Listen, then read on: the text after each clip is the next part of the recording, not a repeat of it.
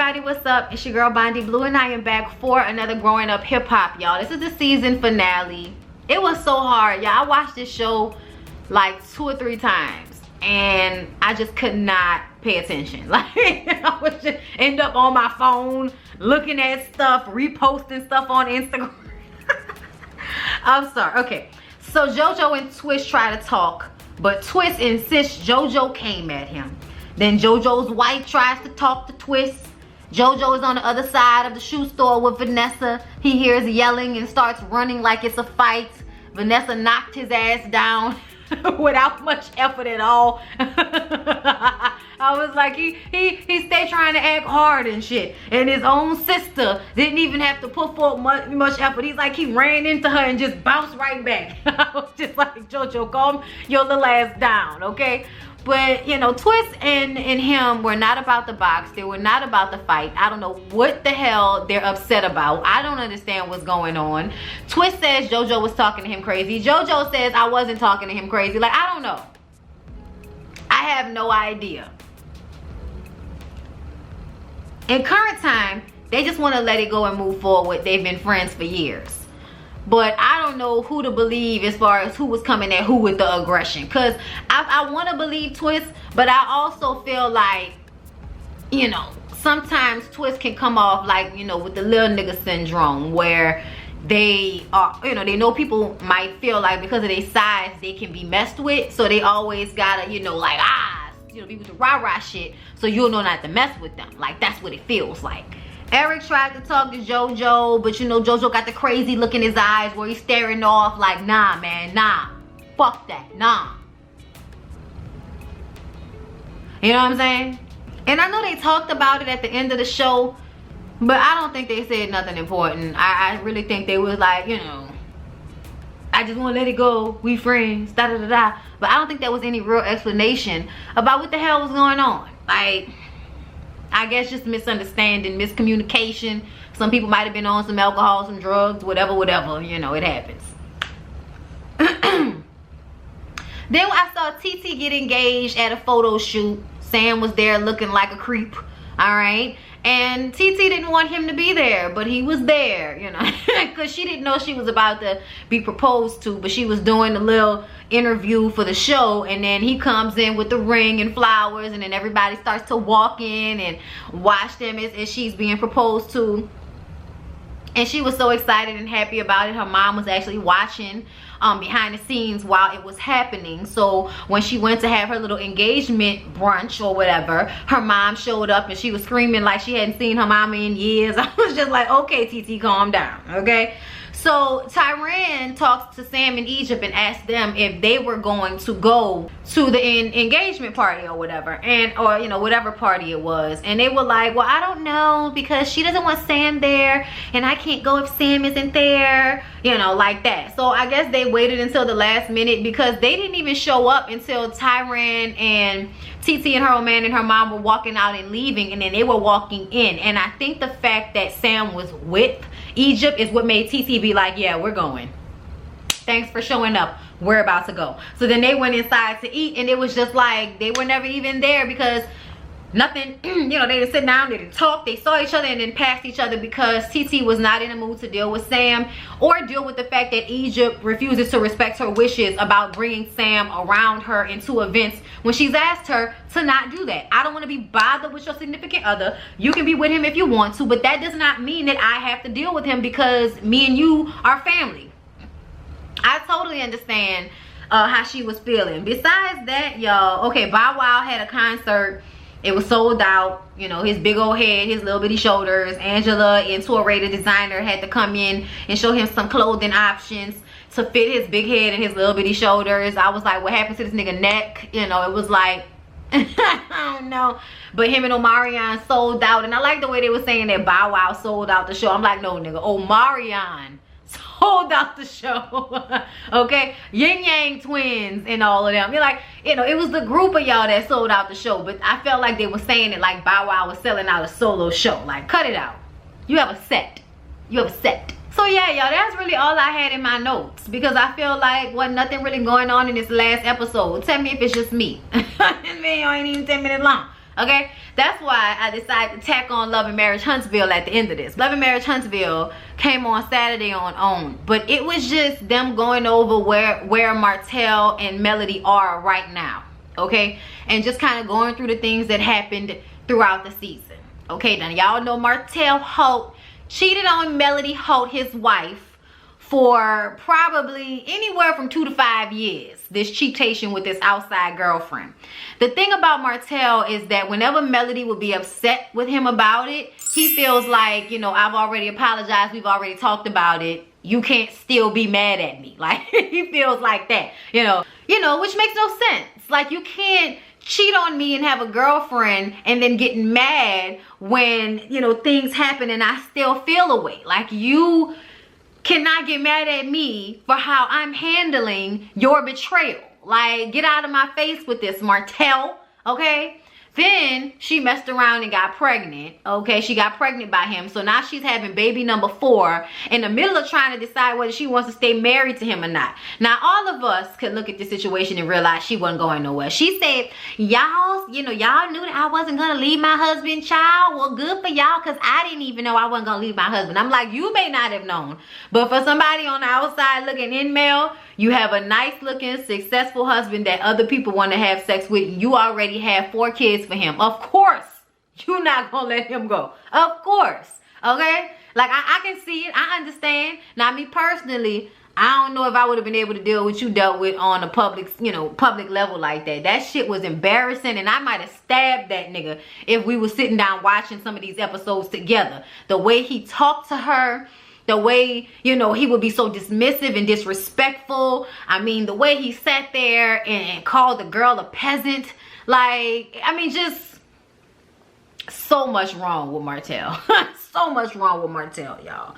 But either way, they still together. They had that 4th baby right around Christmas time. And since then have seemingly been trying to work on their relationship. Mel has went back to brown roots with the blonde on the end of the hair, and I'm so happy about that, because that full blonde is just not the look for her, in my opinion. Just, I don't like it. I don't favor it on her, especially because it's like straight hair. You know what I'm saying?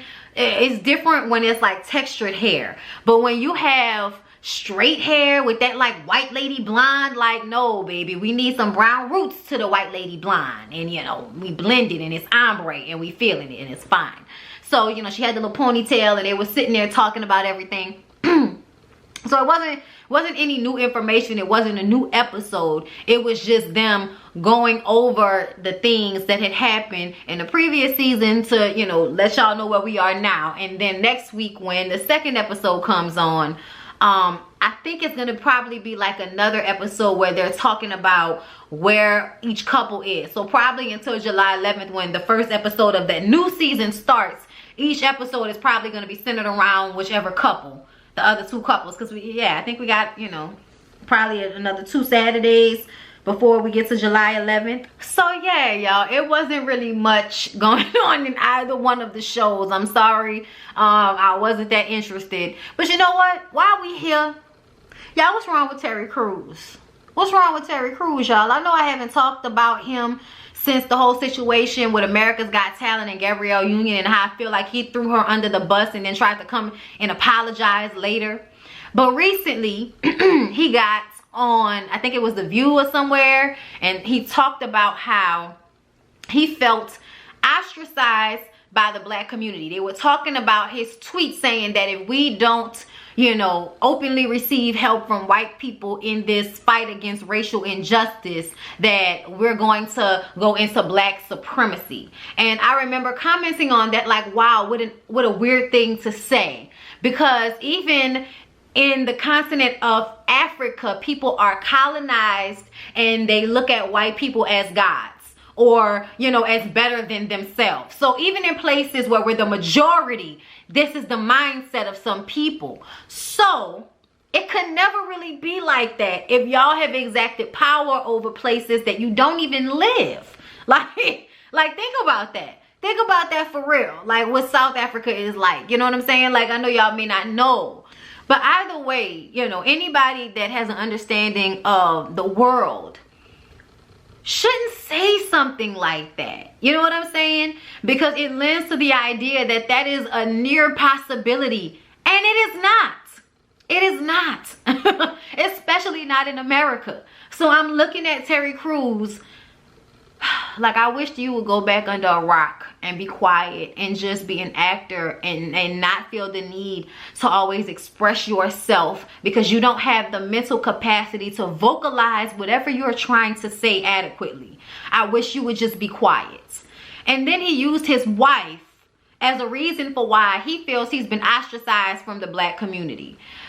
Your wife being mixed, and I said this, I had no idea she was mixed. I have seen them on Black Love, and I guess I just suppose she was a light-skinned black lady. My cousin, who is a light-skinned black lady, is the same color as her. Somebody was in the Shade Room comments talking about she don't have not a black feature, and I'm like, what the fuck is a black feature? Holler at me and let me know what a black feature is, because I will tell you not all black people have the same features regardless of skin tone. So what the hell are you talking about? Like, shut up. Like, oh, I hate ignorant people. You know, whatever. Anyway, but I was just like, we didn't even know she was mixed. So obviously we would not look at you and her and feel like we're gonna look down on you for doing what like a large percentage of black male entertainers do, which is go and marry racially ambiguous and white people. Okay, like, y'all do that all the time. Like, what? Nobody looks down on any successful black man because he's decided to marry a mixed chick. It does not happen. I mean, the NBA, NFL, T.I. and them, like, don't get me wrong, like, Tiny is us.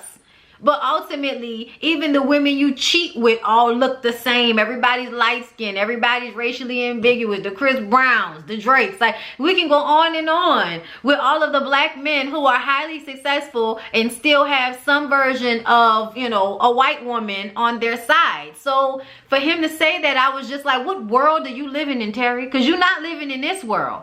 You've been ostracized because people question if you are proud of your blackness based off the people you do business with. Okay, that's what that's about. Just like nobody knew that Donald Glover was black until he was on ATL and making songs and getting shout outs. I mean, giving shout outs to the Migos and shit. Like, when he was Donald Glover on Community, nobody black was really checking for him because they thought he was like a lot of the black men who enter the industry through white entertainment, that they're not for us. Like, that's sometimes how it feels. So they may see you in that way, and you only made the situation worse with the things that you say and do thereafter. Your comments on Twitter, not backing Gabrielle Union and basically saying that you didn't experience what she experienced, which was a way of demeaning and diminishing and invalidating her experience as a black woman. And we have to explain this so many times, that black men and black women are not the same. Even under the Black Lives Matter umbrella, it is not equal. Okay? Because y'all don't scream and fight for Breonna Taylor the way y'all do for George Floyd. And I do understand that these are two different instances as far as the visual. But ultimately, I feel like, oh, across the board, you don't, you know, Sandra Bland might have been the only one of the women you heard a lot about, and there have been so many other women. But you don't hear their names like you hear the black man, you know, male name when it comes to all of this. You know what I'm saying? And how black men can be Black Lives Matter and all of that and not have black wives. Like, you know what I'm saying? Like, black women aren't given that same grace. So I just feel like it is not the same for all of us. And as a black man, you should not only feel the need to protect your wife, but protect all black women. And that is not what you have done. You have come out and actually doubled down on your comments about Gabrielle Union and saying that it wasn't your job to protect or buck or cap for other black women. It was your job to do it solely for your wife. And now you come out and say you were sorry about that, and then you turn around and say, oh, black people mad at me because my wife mixed. It was a way of blaming her as well, using your own wife as a scapegoat for why you're not a likable person right now. It's because of the ignorant shit that you say. Has nothing to do with your wife. We all actually liked your wife. We've seen y'all on Black Love. Okay? We liked her. We had no idea She was, at least a lot of people I know. And a lot of people on my Twitter were like, I had no idea she was mixed. I thought she was just real light-skinned. Like, with a perm, like most of the light-skinned women walking around New Orleans that I know. So, just baffling, y'all. Just baffling everything that has been, you know, taking place. I didn't do a Bondi Blue show this week, and it's because I just didn't feel like it, and I didn't see a lot of topics that I wanted to talk about. But, you know, if y'all comment down below and let me know if there are any other topics that y'all want me to talk about, then we can, you know, we can do some stuff, you know. Also, I know y'all, a lot of y'all don't have Instagrams. I wish y'all would get them just to follow me. Okay? Or, you know what I'm saying, follow me on Facebook, because I share the things on Instagram to my Facebook. So, yeah, but I don't even really be on there like that, you know. But, you know. Anyway, I love you guys. I hope y'all enjoyed this, and I'll see y'all in the next video, which is going to be coming up right after this.